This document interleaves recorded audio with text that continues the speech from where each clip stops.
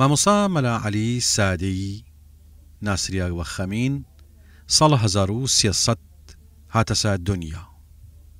لە ئاوایی سلێمانکەندی لە ناوچەی فەیزوڵڵا بەگی سەقز لەدایک بووە.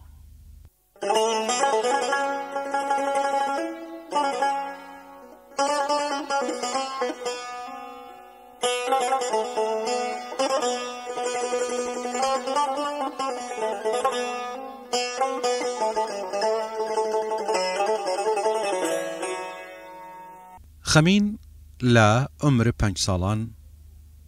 دایک و باوکی کوچە ئاخرین کەن و دوور ئەوە کوشن و یەتیمی لە لای ئامۆزایگی وەناو مەلاشێخ جەلالەدین گەورە بووک. لە تەمەنە 7 ساڵی چووگەوەر خوێندن و کتاوەی لە باب سەردەم وەک بۆستان و گوڵستان و دیوان حافظ لەوەرکەیک.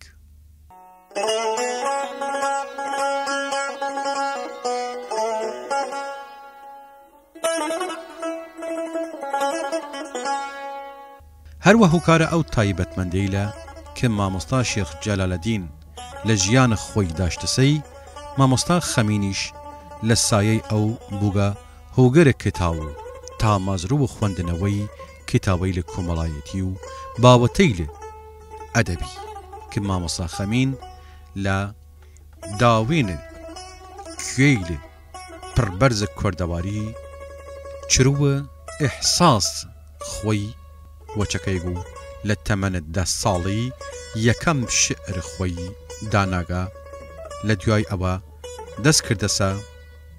خوانستن سەرف و نەحوە عەرەبی و لە هەمان وەختیش وەالموتالعەی بەرهەمە ئەدەبیەی لە شعر کتابەی لە مێژوویی و جوگرافیەیش خوێنیگەوە.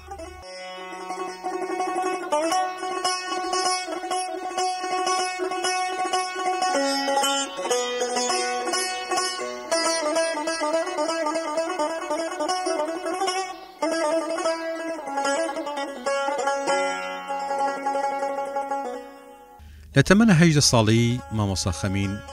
کتاب یوسف و زڵێخا تەرجمەکەی گەبان زوانە کوردی و لەو ئەڵەوگەردنانە هونەر و نازگەی لە خەیاڵم مامۆستا خەمین خۆی دەرخەیک ئەرا شارەزایی هونەر و ئەدەبە کوردی زیاتر جور ئەوە کە خۆی شیک غەزەلە تەڕ و تازەی لە دەورانە گەنجی و جایال جوانیەیلی وەل شیرینی ئەوینی عشقیک ئاگرین پاک تێکەڵ و هەناسەیەک پاک تەڕاوێک تایبەت دانەچە شێرەیلم لەزەتێک تایبەت و شێرەیلم بەخشانە. ئەمجاوە داخەوە بە شفرەی ئەو بەرهەمەی لە هونەری مامۆستا خەمینە و تاڵانچیە جور ئەوە کە خۆی باستەلی کەیگوشی.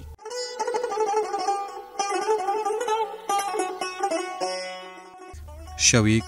کابرای فەقیک ڕووسیە لە لێباسم میوانێک لە مەردی بێبەش پێسە میوانی و لە دڵپاکی مامۆستا کەڵک وەرگرتگە و وەل چەند کتابی خەت و جوانی دەستخەتە خۆی ئستیفادە کردگە و دزیەوە ئەو کتابەی لە هەڵگرتگە و هەیوایە و چییە.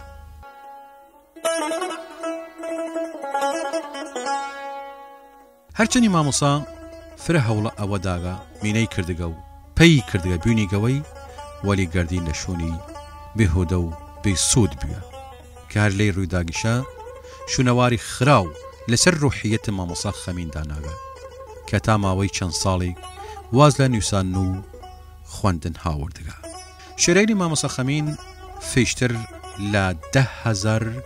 پارچە شێعرن زۆرمیان کوردین و شارەزابوون لە دەستور و زمان فارسی شعر فارسیش داناگە و بەرهەمە عەرەبیش لە شعرەیلی لە دیوانەکەیان بۆ خۆشتر کردگە. لە باوە زانستی ئاینیشەوە مامۆستا دوای ئەوەک لە خزمەتە مامۆستا شێخ جەلالەدین هوکارەی باوەتەی لە ئەو سەردەمە بوو لە خزمەت مامۆسایی وەناوبانگ حاجی مەلا سەیفەدین خان غەفاری و تەواوی ڕەوانی کەیگ و هەر لە خزمەت ئەو ئیجازە نامە یا بەڵگە نامە وەرگریگ و دوای ئەوەیش لەلایەن وزارەتە فەرهەنگ ئەو وەختەوە مەدرەک لیسانس و پێدەیەک.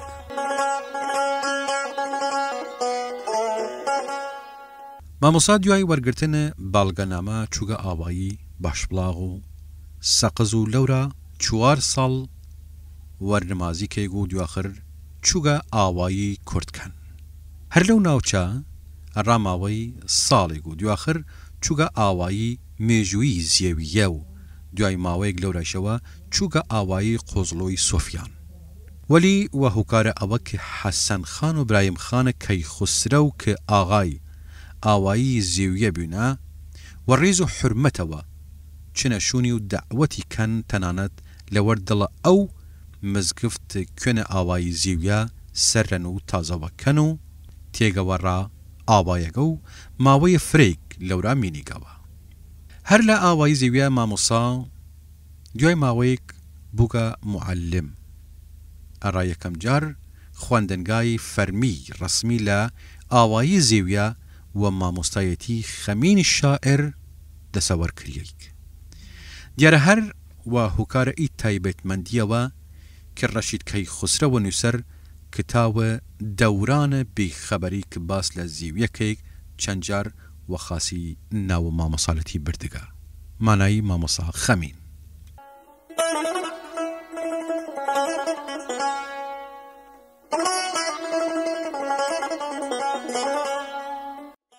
مامۆسا خەمین ساڵە 1342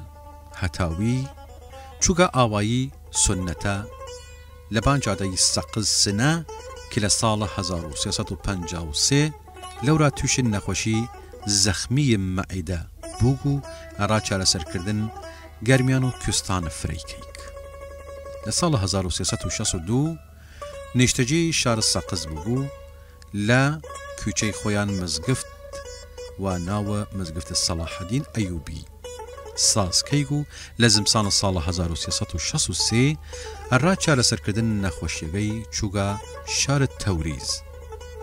کە لە وەختە گەلەو خواردن لە سەعات 4 دەمەوسوو لە شارە بۆکان ماڵ ئاوایی دنیا لە دنیا و لە ئەدەب و هونەرکەیک. مامۆسا لە سەردەمە خۆی وەلفرێک لە شاعرەی لە ئەو ناوچەی لە ئاشنایی داشتگە وەک ڕەحمەتی شێخ نافە مەزهر، سەی کامل ئیمامی، مەلا عەبدول کەریمی هدایەتی، مەلا کەریم زاری، سەی برایم ئەفخەمی و بڕێکتر لە شاعرەی و ناودارەی لە ئەو ناوچە.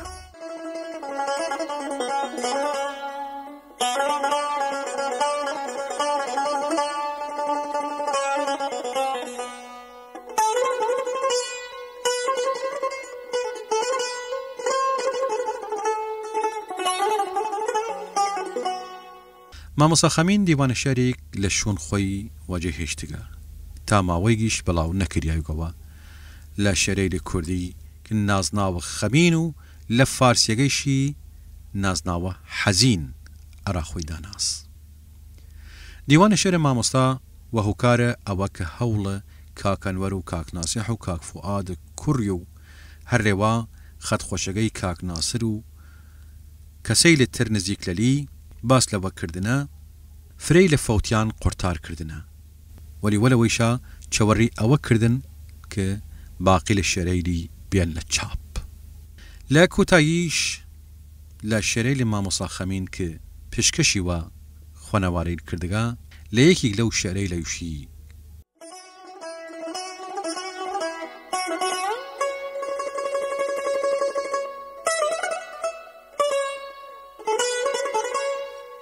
تاڕ گیسەیلت مەکیش تو چەدەوەی کاورەوە چونکە ڕێیشەگت دڵم من بە سیاسە ئەو تاورەوە ڕوژ ڕوخسارت مەپوش تو وەڵەی لە زولفەگەت بەس دڵ من لە دووری خۆت بکە کوورەی نارەوە کەم وە بەرقت جازبەی چەوت ئی دڵمە بسزن ئی ڕەفتارە ئەی بە ئەراد چەدەوەی بی چاورەوە ئەو وەفا و ئەهد و سافی وەریندە کوا ئەی بی وەفا ئەو وەفا حەیفە وە زوڵمات جەفا مەشارەوە تیر مژگانت لە ڕۆحم کار کرد و چی کوشتەیی تیرم نەمەن کارم وە تیر و تارەوە ڕاوپەریشان کردنە زولفت پەریشانم مەکە گیژ نەفعت دەرد و ڕەنجم چەمە من وە و مارەوە گیژ خۆم جۆر تاڵە ئەوریشم لە دووری ڕوخسار تۆ هەر لە زوێ و نەک لە پارەکە و پێرارەوە بار خەم بارە لە بەنگچانم و بار جەورەوە ئاهوناڕینمە هەمیشە من وە دەستئی بارەوە زەردە ڕوخسارم لەوەر جەورتن تانەی ڕەقیب دەرخە ڕوخسارت مەڵهەم بنە وەی بیمارەوە دیەگەم خودیەی من دیدەبانت دیدەتە کەم حەزینم کە لە حەسرەت دیدەن و دیدارەوە ئەرا لە ناڵەی خەمین مەحزوونی ئەرات پەیا بوود جوابی دە و دەریکە و بخەرەی ئەو پەر شارەوە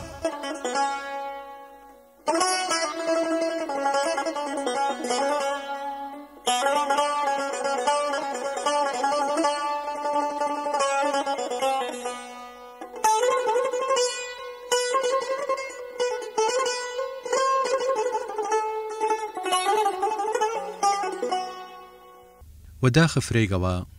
جور ئەوە کە باس کردیم سەرەتا ئاماژەوە پێی کردیم مامۆستا خەمین شێرەی لێ فرێگ لە دەستاگە و جور ئەوەک لە سەرەتایش ناوی بردی من ئەو کەسێکی وە میوانی هاتە سەلای و دوآخر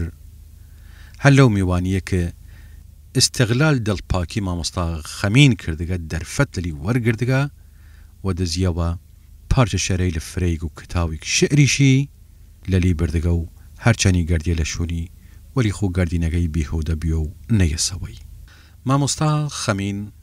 جور ئەوە کە باس کردی من وتی من تووشن نەخۆشی مەعیدە هاتگە وەلی خۆ شوونەی لە فرێگر خواردگە و تەنانەت چێسە شارەی لە جور تەوروزی شەڕا چارەسەرکردن وەلی خۆ مەرگ وەختی هات دی سڵ لە کەسنیەکەی و هەروە و خاتریشە مامۆستا خەمین لە ساڵە 1363 هەروەل چگەنی ڕاچارەسەرکردن نەخۆشیەکەی لە شار بۆکان ماڵ ئاوایی یەکجاری لە دنیاکەی و وە خاک سپاریەیک هەزاران هەزار سەڵام لە مامۆستا خەمین و گشت شائرەین و ڕۆشن هورەی لە کوردمان